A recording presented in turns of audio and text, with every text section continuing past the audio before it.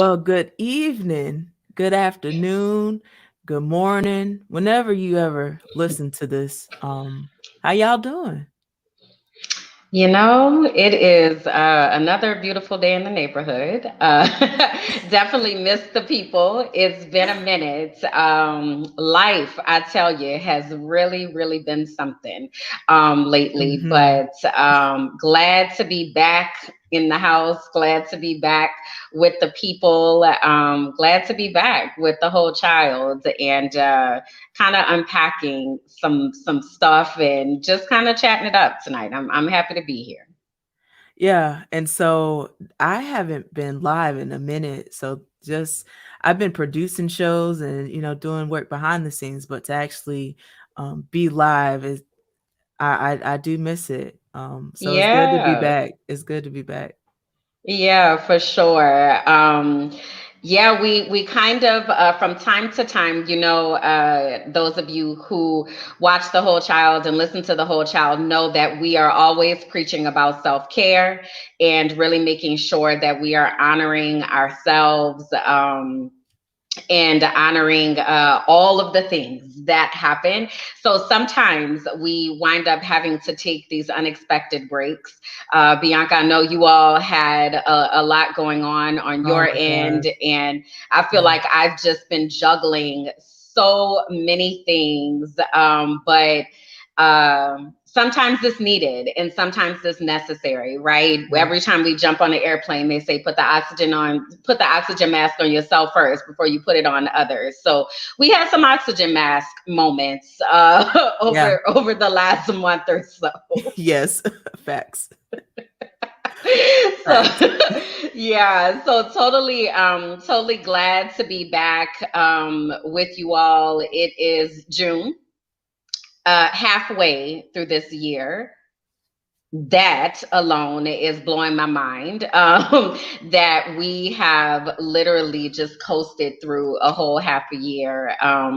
So processing that, I feel like time is flying at warp speed as we're, trying to navigate things. The world is opening back up. Hmm. Okay, went to the store today, honey, wasn't a mask in sight.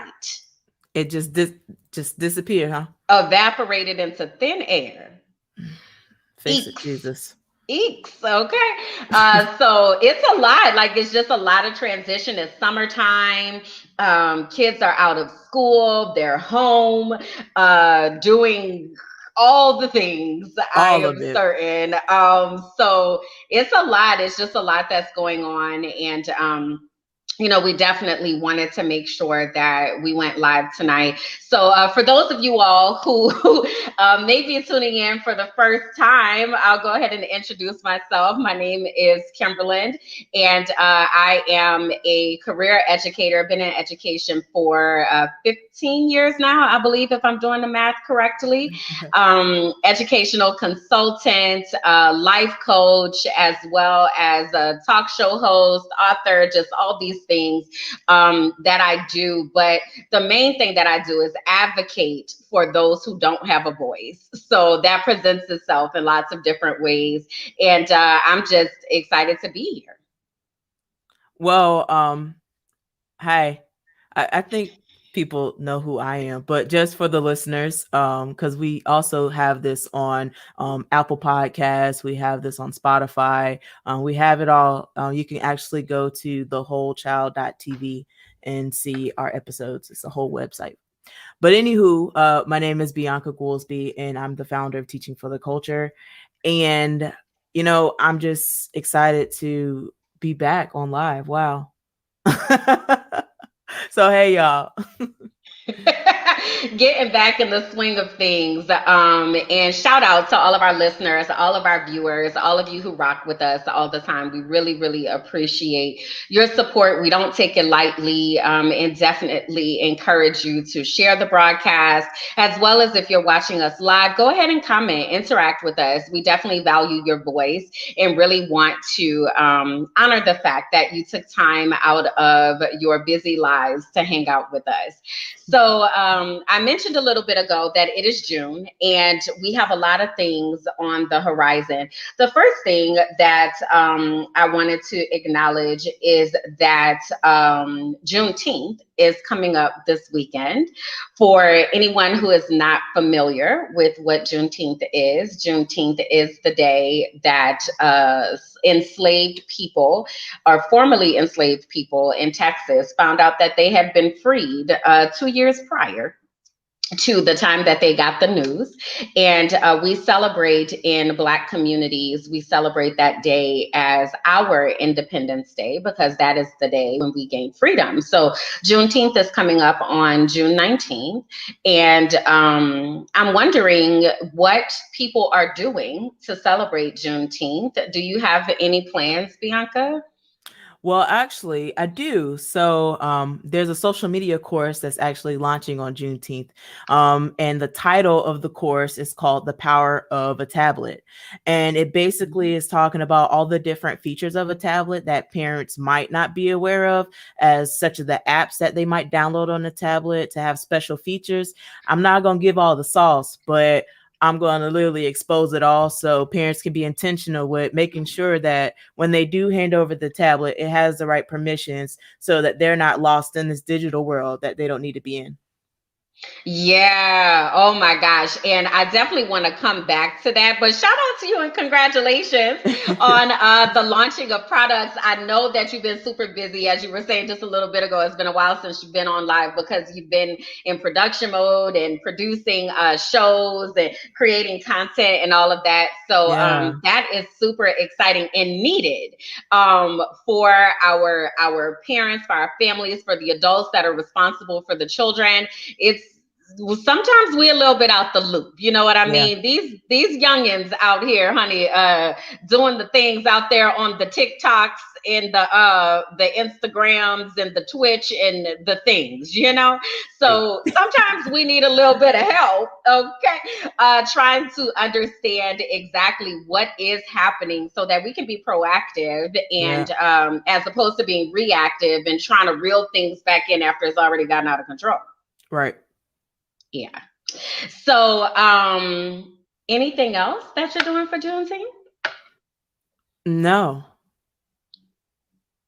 Other No. than just celebrating being free. But yeah, the course has just been something that I was like, this is something that is gonna really change the game. And hmm I just knew that it has to happen this way, you know. Yeah, yeah.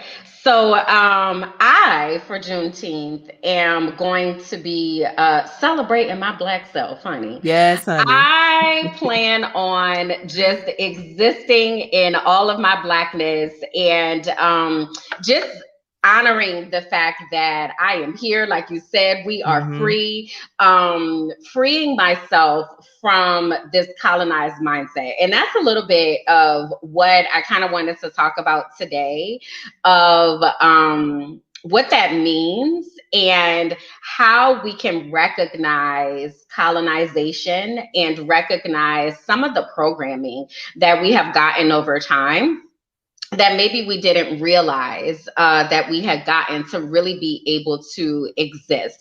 So it's a Hmm. few things I want to kind of bring into the space, and then some intersectionalities as well. So the first thing is had a conversation with my dad the other day, and we were talking about my upbringing, right? Hmm. So when I was in school, preschool through eighth grade, I went to a small Lutheran school and loved my school. Like it was maybe 100 students that were there, and I had the same teacher. Like my kindergarten teacher was my third grade teacher and my sixth grade teacher. My second grade teacher was my eighth grade teacher and my principal. Her Hmm. husband was my fourth grade teacher. Like it was just like this little community, right? And I have such fond memories of the time that I was there at that school. But one of the things that I realized later in life as I was doing some reflection is that all of my teachers were white. Mm. And it wasn't until I got to high school that I had my first Black teachers. Like to the Wow. point that I had this awakening. One day I was sitting in class in high school and I was like, there are these teachers are they're black. Like Mhm. there are black teachers. Like even before that, I really didn't even recognize that there were black teachers because everyone that was put in front of me was white. Yeah. And it's so funny because I never intended on being a teacher, Bianca. Like it is the very last thing that I thought I was going to do with my life. Like I was on the road to discovering the cure for sickle cell in a lab somewhere. It was literally called into teaching. But I was talking to my dad about this, and I was like, I had this aha moment that when I was younger, I had a really strong sense of thinking that whiteness was my aspiration in life. Mhm. I remember my classmates would say things to me. I'm from New Orleans, y'all, and every so often, that accent will slip on out. It Okay. sure will. Um, Usually, when I get really excited or I'm talking fast or I go home, then all of a sudden my accent shows up, and it's not usually present all the time, but it's there. Okay, it's buried deep down inside. But my classmates would say to me all the time that I'm acting white, or I'm talking white, Mm. or I'm dressing white, right? And I really didn't know what that meant per se, and definitely wasn't making conscious choices to act white. But when I went back and reflected, I saw all of these places where I was ascribing to this concept that being white was the way, or being a part of white culture is what I needed to do. So when I thought back to my hair, for instance, Mhm. I used to get my hair straightened with a hot comb. I don't know if you ever had to go through the hot comb experience. Yeah, I did. The burning of the back of That's the it. neck and the That's it. ear. The Mhm. the hearing and You bet smelling your you got hair mhm. frying. Fold Yeah, that ear. Fold that ear. pull the ear, get them Mhm. kitchens in the back. Then by the time I got to fifth grade, I got a relaxer, right? And then I spent the next 29 years of my life with relaxed hair. Mhm. Now, love my hair. Like I've always had healthy hair. Like my hair is a pride point for me. And thanks to COVID, I wound up cutting my hair, doing a big chop of sorts, not all the way down to bald, but chopped it off. It was a significant amount, like a big difference, right? So I have been natural for almost a year now. And as I've been reflecting on this natural hair journey, which mind you, people used to tell me all the time, like, you should be natural. Like, this is so awesome. I would say that's not my ministry. That's not my calling, okay, to be natural. Mhm. But COVID helped me out, right? So now I've entered this natural journey, and I don't want my hair to be straight anymore. And it was the oddest thing. It's like this light bulb just kind of flipped on. And I said to myself, why did I spend so many years with straight hair? Why did I spend so many years thinking that I wanted my hair to flow? And, when I turned my head, I just wanted it to be all about, like, why was that the programming? So I went back and I thought back to when I was a child, and I remember Shirley Temple was one of my favorites. And I remember having dance recitals, and I would want my hair in Shirley Temple curls. And Mhm. everybody that I saw on TV, like I was a big Disney kid. So Mickey Mouse Club and Kids Incorporated and, all the things. And everybody had this long, straight hair. So that's Mhm. what I wanted. And I never at home or anywhere else received the programming that my hair in its natural state was beautiful. Mm. And it really made me start thinking about this colonization mindset of thinking that the way that I exist in the world needed to be altered in order to fit into an acceptable form that others thought of. Now I know you have locks, so I'm Mhm. wondering if you could share what that was like for you in that transition into locking your hair. So I originally wanted locks before I left home to go to college. And so it was one of those things where I had asked if I could lock my hair, and I was told that it's unprofessional, that you can't get a job, that's nasty. Why would you do that? And I was discouraged from wearing my hair that style. When I got to college, got locked up. Mm. And I have been rocking my hair for, I want to say, 9+ years now, Hmm. and locked Now, and free. when you were a kid, you said that you did get your hair straightened. Hmm. At what point did you transition from getting your hair straightened to saying, "I want to have locks"? So I got my hair straightened when I was, I would say, maybe first grade. So, hmm, I would say elementary school. Hmm. And that was because I was like, this how you wearing your hair. I was told that this is so, that's what I Hmm. liked. But then when I got to middle school, I started seeing all these different hair textures. And then I was like I like that. And I was told I couldn't have it. Hmm. Hmm. And over the years, I would be like, so I then the next thing I was doing was the kinky twist. That was the next best thing to lock. Hmm. So you'll see pictures of me in middle school and high school really rocking those kinky twists, because it was as close to a dreadlock form, but it Hmm. was weave. Interesting. And Mhm. this is no, the reason that I kind of started out with this hair thing is because I think it's something that a lot of people of color can relate to, Mhm. of not being able to embrace your natural hair, whether you be male or female. I think back to boys back in school, they used to rock the S curl, right, which is Mhm. basically a perm.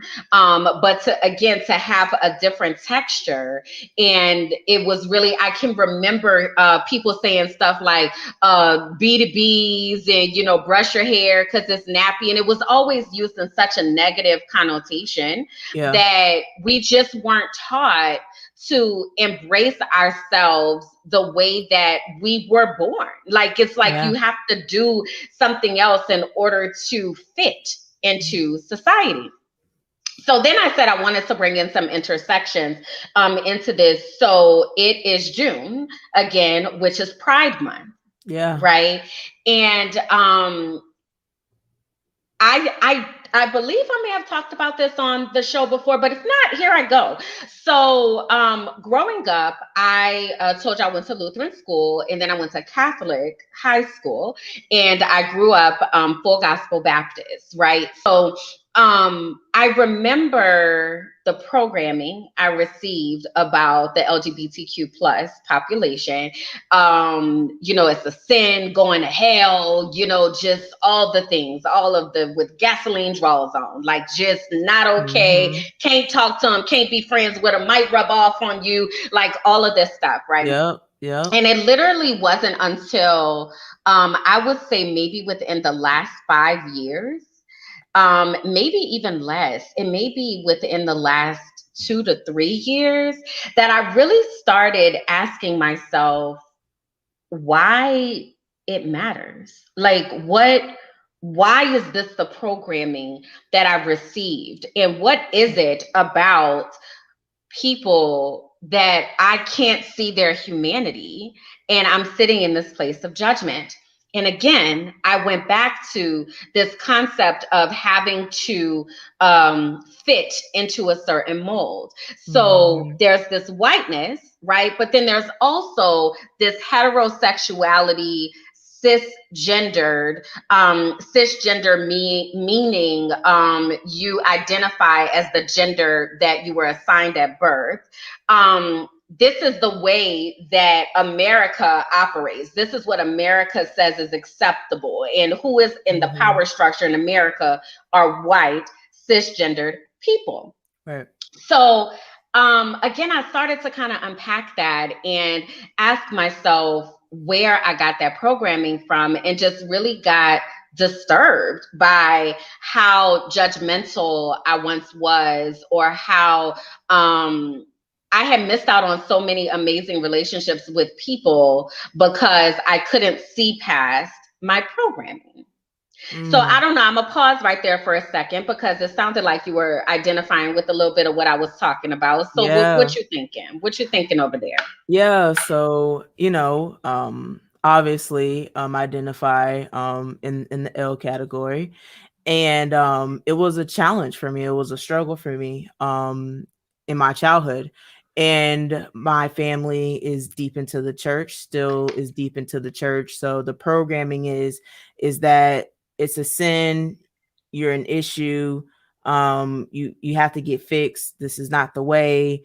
And all of these different narratives, to the Mm-hmm. point where you actually start to question your identity and your true self. Mm-hmm. Um and as time went by and me being grown, once you're not financially dependent, at your words really, I mean, that's how you feel, but it doesn't have any impact Mm-hmm. other than emotional impact of like, well, dang, you don't see me for who I am. But that's, I have to live with that, Mm-hmm. and it is what I have to accept that. Hmm. So yeah, it's definitely a mix, because I feel free, and I know that there's some people that desire that. And for me to even speak that is a sense of privilege, just because there's some people that are still not free, and they're Yeah. still in bondage due to trauma. And so I just pray for those folks daily, because I know what it's like. Yeah, and you kind of glossed over this, but I do want to acknowledge, because you said the emotional and the mental impact Mm-hmm. of having not being able to again exist as your free self, right? And the intersectionalities of trying to fit into whiteness, first off, right? So can't wear your hair the way you want to wear it because it's unprofessional, blah, blah, blah. But then I can't exist in the way that I want to exist, or the way that I was born to exist, or just I just can't exist how I'm supposed to exist, because that also doesn't fit Mm-hmm. within the mold of this programming. Yeah.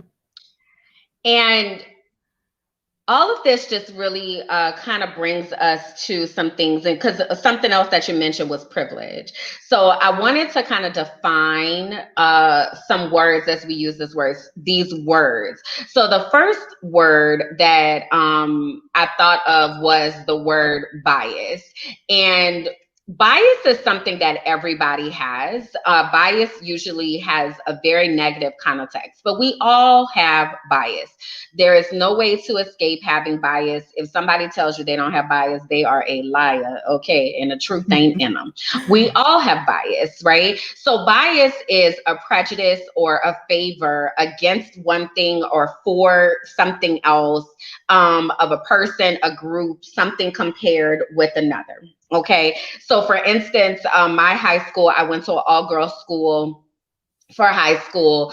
So I have a bias towards girls in science. My bachelor's degree is in biology. I'm a math and science person all day. Still hate to read and write to this day. Okay. So when I was teaching science, I was very biased towards my girls. I would really push them to show their excellence in science because in my world, like girls are geniuses. So what is the deal, right? So that's a bias that I own. I also was biased towards my boys in situations, especially Black boys, in situations when it came to labeling them or trying to put them into special education or things of that nature. My bias made me understand that there's trauma involved and that we should probably use a different way. Like this technique just to spin them and all that, it's not working. Let's kind of try to figure out what's going on, right? So bias is a thing. We all have it. But then you mentioned privilege, and privilege is a right or an advantage that is available to a particular person or group that is unearned. And I think as Black people, and then for yourself as a Black person that is a part of the LGBTQ plus population, we think of ourselves as oppressed. Mm-hmm. And in many ways we are. But in other ways, we're not. So we both have college degrees, right? Which Mm-hmm. gives us a form of privilege. We both have the opportunity to utilize a platform such as this to speak to thousands of people. That's a privilege. Neither of us are living in poverty. That's a privilege, right? So when we think about different privileges, Mm-hmm. examining the privileges that we own is really important. So the other thing that I thought about is the process, because the whole point of this show today is to really think about how to move from this place of allyship to becoming a co-conspirator.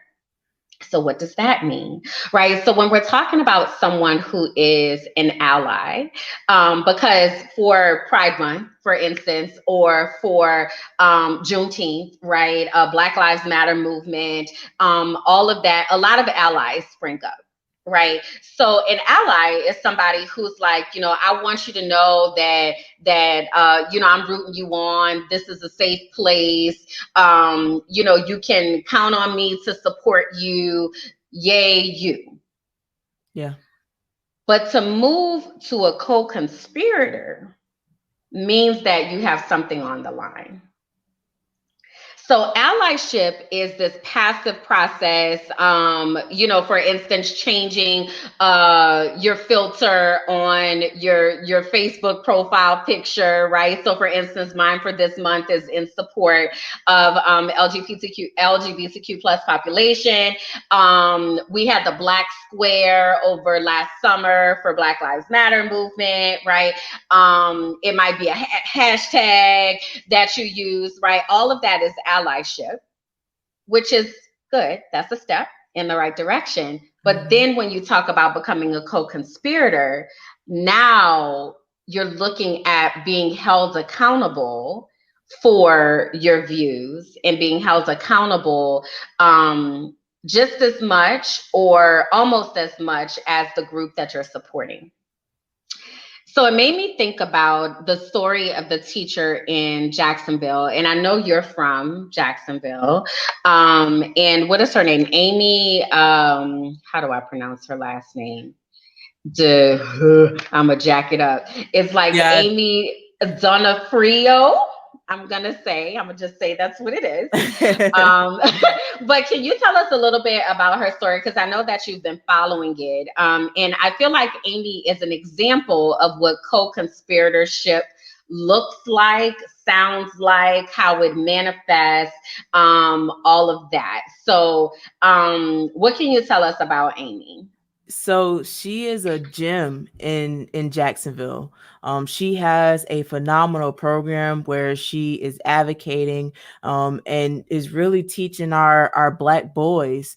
In some of her programs, they even went to go meet Obama. Like she's nationally known for the work that she does with her group. And she had a Black Lives Matter flag that was in her classroom, and she was told that she needed to take it down. and the district stated policy, but it did not align with any reason to take that particular flag down. Um, it ended up where her classroom was trashed, and there's photos actually posted on Teaching for the Culture. You can actually see her story. And she's in all major headlines right now because they've turned this into a political punching bag in the midst of what's happening with the unrest and the insurrection and just everything going on, that they've weaponized her Mm-hmm. and her feelings and her movement for a political agenda, and it's really Mm-hmm. messed up. But yeah, look her up, and she's in the Teaching for the Culture Facebook group, and she's there. Yeah. So, what does, again, allyship versus co-conspiratorship? What this could have looked like? So, Amy said, I'm going to do this work or whatever. Then she's confronted, and they say, you need to take down your Black Lives Matter flag. Allyship says, okay, I don't want no problems. I'll just support you silently and covertly. Co-conspiratorship says, no, I'm not doing that because I said what I said and I meant what I said, and I'm going to fight for what I believe in. Mm-hmm. Right. So again, one is passive and one is active. The passivity, and again, it's not to shame anyone for where you are in your process. This is a process, okay, of getting from allyship to co-conspiratorship. It's a process, but the goal is to be a co-conspirator in these movements that you claim that you support. So that means some skin has to be put into the game, right? Pun intended. So, Amy is an example of being a co-conspirator and truly standing up for what she believes in. Like you mentioned, property getting destroyed and damaged. She got put in teacher timeouts because she didn't want to take down the Black Lives Matter flag shirts. Like she had a whole, like her classroom is amazing, the stuff that she had up really honoring Black lives. So she's an example of what it means to be a co-conspirator. Now, what we see a lot of times when it comes to this intersection of the LGBTQ plus population is that's when we forget that Black lives matter. So Mm-hmm. when we look at, for instance, our religious leaders, when we look at some of our politicians, when we look at our community organizers, they're showing up for Black Lives Matter, but not showing up for LGBTQ plus, knowing that there are Black people that are a part of LGBTQ plus. And it bothers me. Now, mind you, I done already said, like, this is kind of a new space that I'm in. Like, I did not grow up Mm-hmm. this way. But the more that I examined the why behind things, and the more that I myself am making a conscious effort to move towards co-conspiratorship, it's really making me, I'm getting goosebumps as I'm talking about it. It's really making me become more vocal about advocacy. Because how can Mm-hmm. I advocate for Black lives, but not advocate for Black LGBTQ plus lives? Right. It feels hypocritical. It is hypocritical. It is. Yeah. So I wonder what that would look like for those of us that call ourselves allies, to really push ourselves to be co-conspirators and to really fight for all lives to matter, right? Because that's the retort all the time, right? Black Mm-hmm. lives matter, all lives matter. Well, what about these lives? Yeah. Do they matter or not? So there's a process that we have to go through when we are trying to move to this co-conspiratorship. And the first step in that process is self-awareness. And let me just say that it's hard. Self-awareness is very difficult to build, and it is something that takes a lot of patience with oneself, and takes a lot of accountability, transparency, vulnerability, which we know, as I'm saying, these are like the tenets of teaching for the culture. Um, it takes a lot, right, of honesty to really be integrous with yourself and say, I was here and now I'm here. Something that we are really bad about in America is cancel culture. What are your thoughts on cancel culture?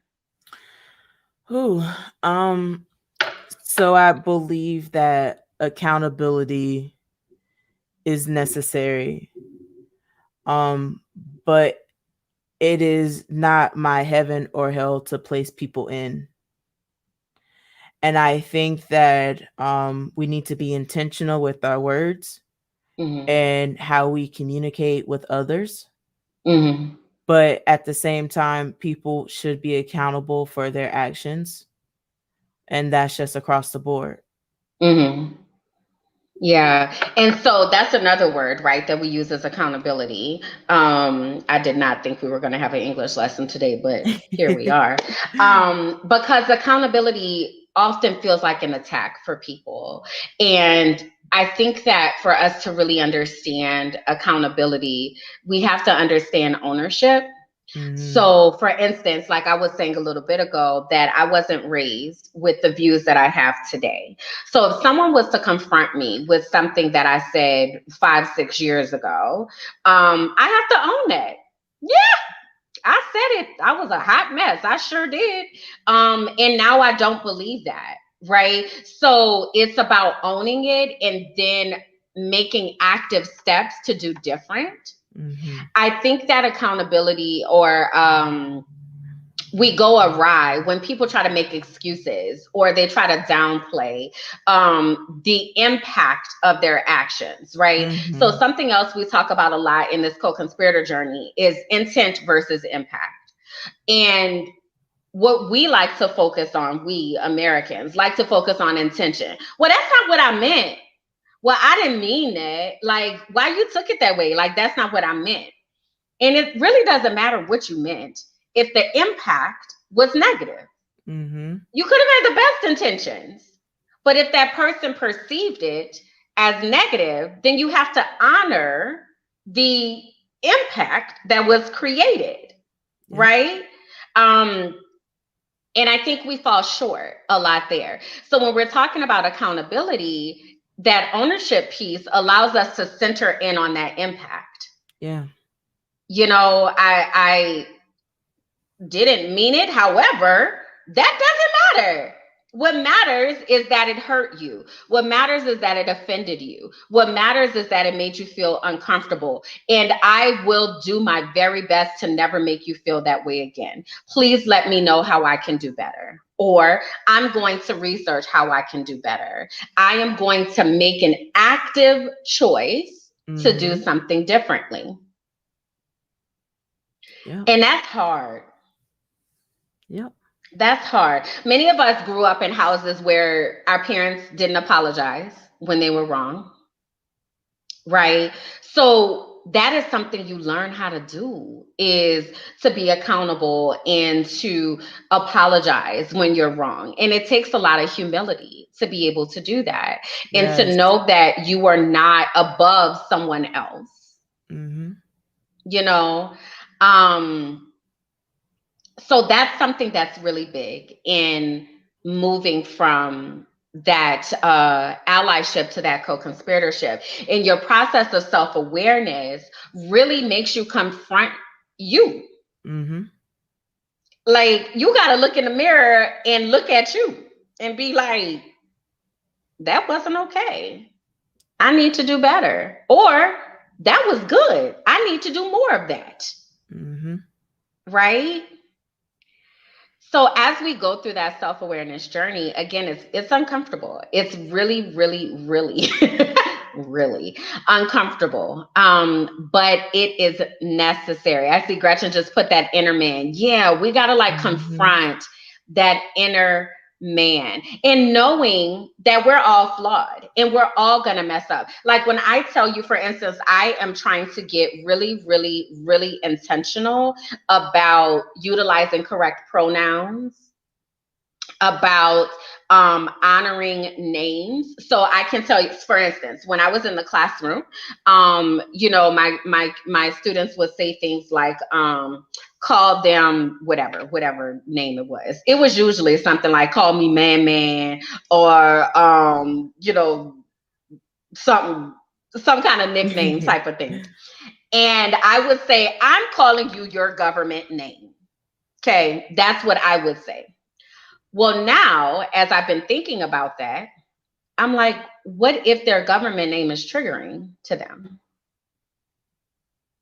What if they're in this internal battle of, I can't exist as I want to exist and as I'm supposed to exist. And this name ties me to the fact that I can't exist as my full and complete self. Mm. So then in me saying, I'm gonna call you your government name, every time I say your name, I'm triggering you and I'm damaging our relationship. Is it worth it? This is new for me. Because when I tell you I was adamant, I was queen of what is on your birth certificate, because that's what I'm about to say. But now I have a different insight because I Mm-hmm. understand the impact. My intention was to not have students have all kind of silly, nicknames and things, Pookie and like all of that. Like that was my intention, was, well, the safe thing is just call you what's on your birth certificate. But I wasn't considering all the other factors that were there. Have to own that. So Mm-hmm. now that I know better, I do better.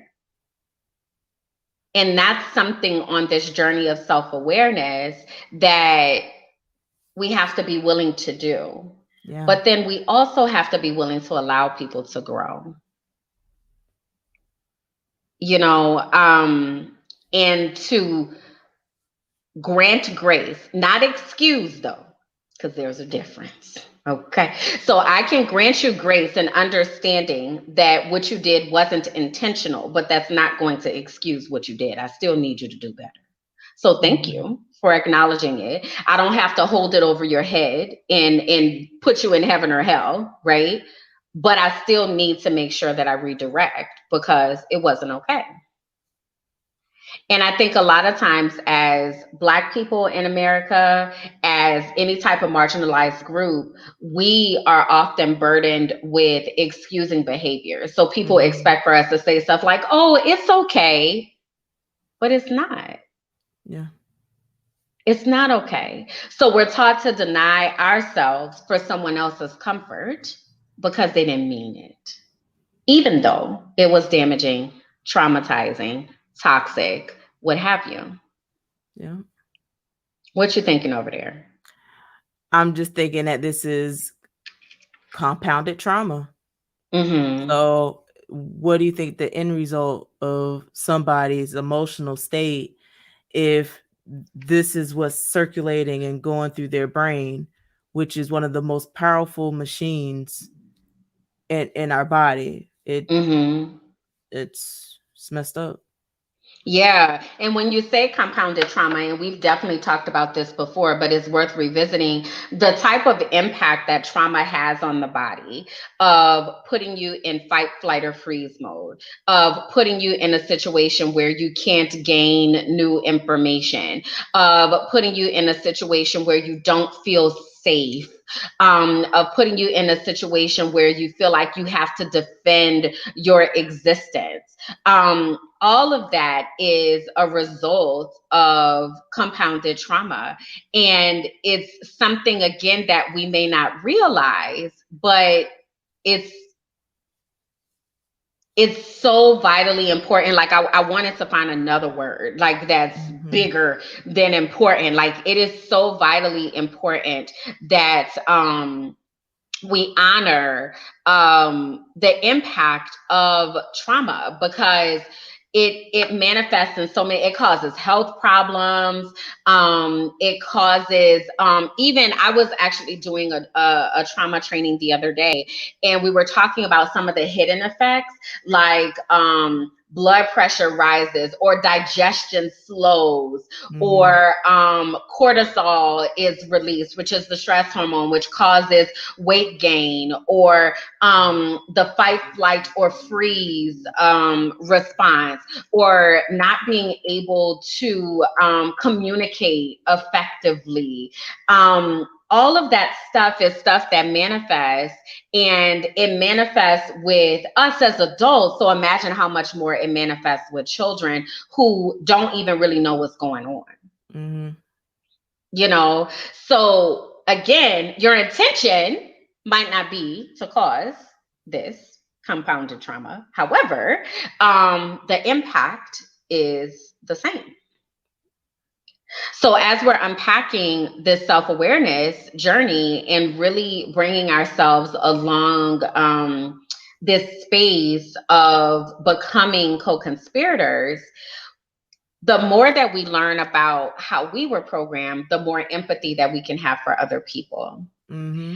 And something that we know is that empathy is a learned skill. Mm-hmm. Empathy is not something that we're born with. We have to learn how to be compassionate. We have to learn how to consider other people. We have to learn how to put ourselves in someone else's shoes, or to care enough to care about someone else. That's something that we learn to do. And what makes it easier is remembering people's humanity.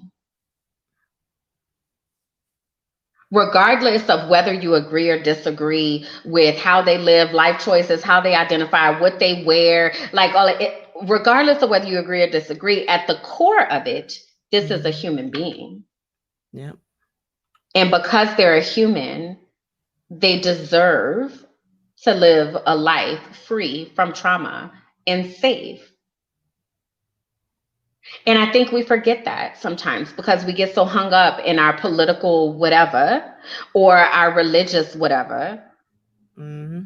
and we completely strip people of their humanity as if that doesn't matter.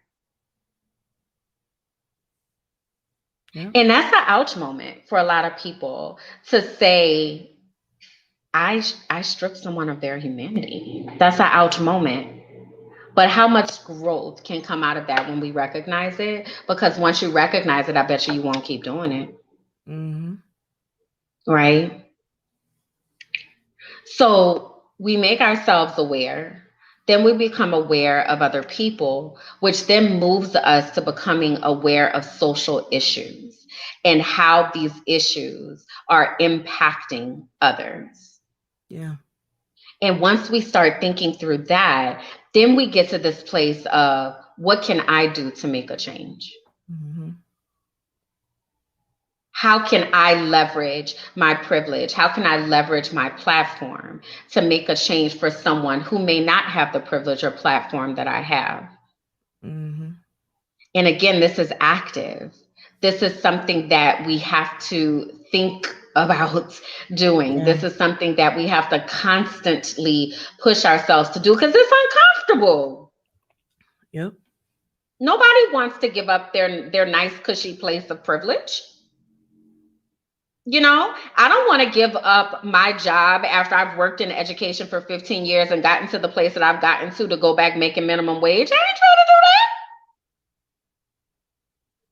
that. But if I want to push myself to truly advocate, then I'm going to use this position that I have to advocate for the people that are working for minimum wage. Mm-hmm. Right? I'm going to be in favor of $15 minimum wage, because I recognize that a livable wage is something that every human should be able to have the same way that I have. Yep. right? So regardless of what they're gonna do with their money, regardless of whether they own food stamps or not, like none of it matters because I'm recognizing the humanity and I want to be able to utilize my privilege and power to be able to help others. You preaching Difference tonight. between allyship and co-conspiratorship. And it's having, again, having some skin in the game, Yeah. making yourself uncomfortable in that process, and then creating this place of inclusivity. And I do want to define what that means when we say inclusivity, because I think it's a word that we throw around a lot, but it is very misunderstood.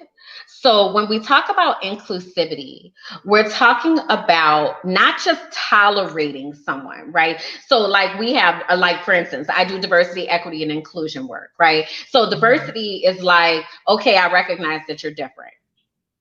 Cool. I saw it. You're different. Cool. Equity is making sure that you have what you need and recognizing that you might need something different from somebody else. Okay. Mhm. But then when we talk about inclusivity, it's more than just tolerating your existence. It's actually changing yourself, changing myself, changing the environment, changing whatever I need to change in my practices in order to make the space a place where someone can thrive. Mhm.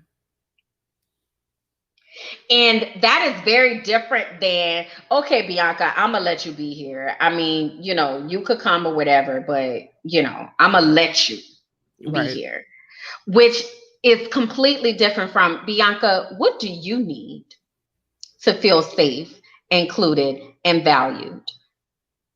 Yeah.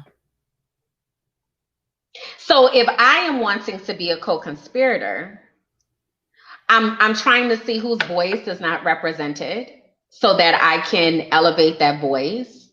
I am conceding my position of power to amplify someone else's voice. So it doesn't have to be me that's talking. It can be someone else who hasn't Mhm. had the opportunity to talk or act or be seen. But I'm also examining different systems to see how I can make a space where this person can thrive.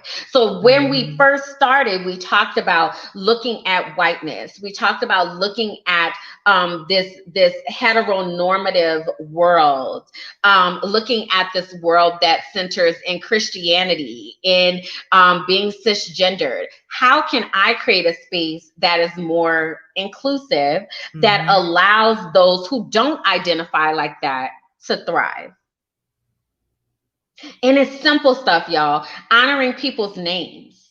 Like, again, not just the name that they want to be called, yes, that, but just whatever that name is, try to pronounce it correctly. Like, my gosh, if we could learn how to pronounce Arnold Schwarzenegger and Gorbachev and Tchaikovsky and all of these other names that got all the consonants together, then we can figure out how to pronounce Tobe and Wigwe.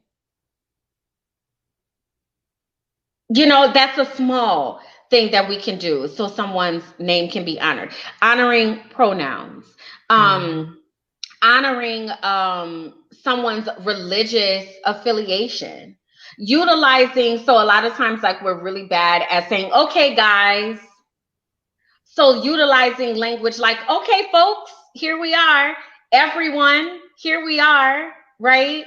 Like, just making those small shifts is something that I can actively do because I got to think about that, right? Yeah. Because, like, we're programmed to do what we've been doing all of these years. But this is an active thing that I can do that is a small thing that makes a big difference. Yeah. What you thinking? I mean, I'm like, all right, well, you just need to tell people your cash app because you was preaching tonight. Just go ahead and let people know your cash app. So for preaching a good word today. You did that. You did that. But it's so I you can't imagine how many DMs I get, Bianca, of people because they know like this is a passion of mine. So they're like, I'm, fighting for equity, and I want to do better, and I really want to push myself. And I am from the school of yes and. Mhm. Like, yes, that was good. And do this too.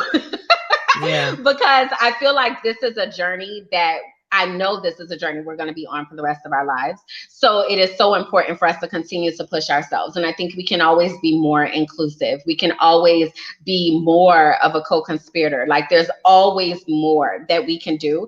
And I hold myself to Mhm. that same standard, right? So I'm always thinking like, how can I do better? How can I continue to examine my mindset? How can I continue to hold myself accountable? How can I provide opportunities for others to hold me accountable? Mhm. Even like, for instance, utilizing partner in comparison to husband or wife, right? Partner is just more inclusive, right? So Mhm. again, it's something that I actively in my mind try to remember so that I can honor where somebody is or not make somebody feel some type of way. It's nothing worse than being in the situation and you get they're called microaggressions, by the way.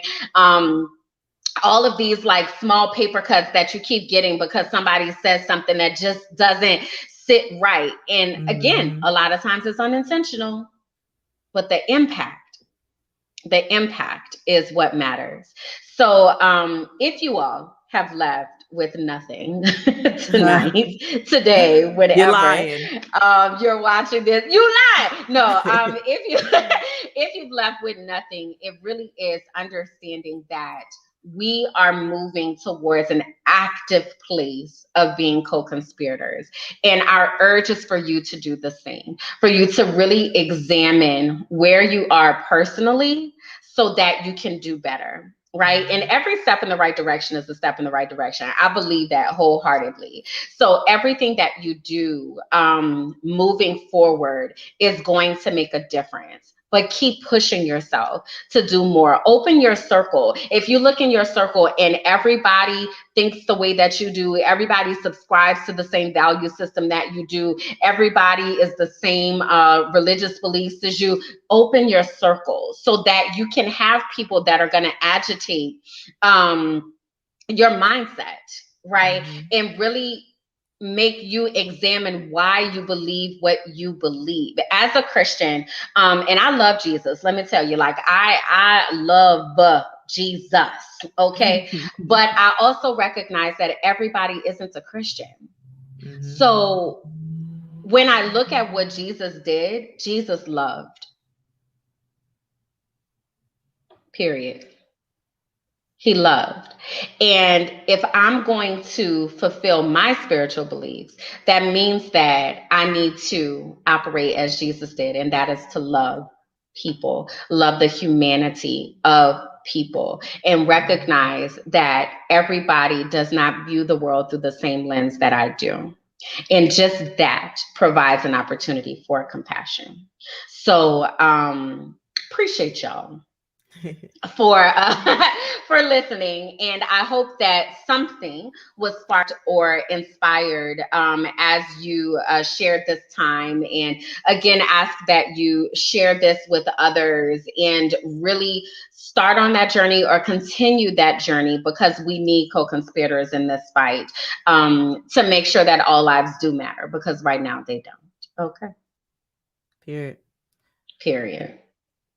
So tell people how they can find you. Yeah, so how can y'all find me?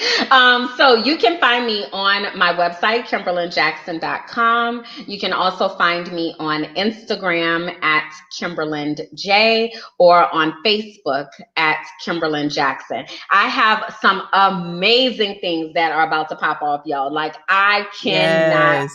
wait to share this stuff. So I'm just getting stuff lined up. I have a new podcast coming out. It's gonna be good. Like, what? Okay, so anyway, it's gonna be good. Like, really. So I love anyway, make it. sure you get connected to me again, KimberlyJackson.com, on Instagram at KimberlyJ, or on Facebook at Kimberly Jackson. I How love can it. they find you? You can find me by going to my website, biancagoolsby.com. My Instagram is there. I'm not really active on IG. The most active place is Facebook. So just search my name, Bianca Goolsby. You'll find me. And yeah, thank y'all for tuning in. And I hope that y'all have a great week. And we'll see y'all soon. Until next time. Yeah. Bye, y'all. All right.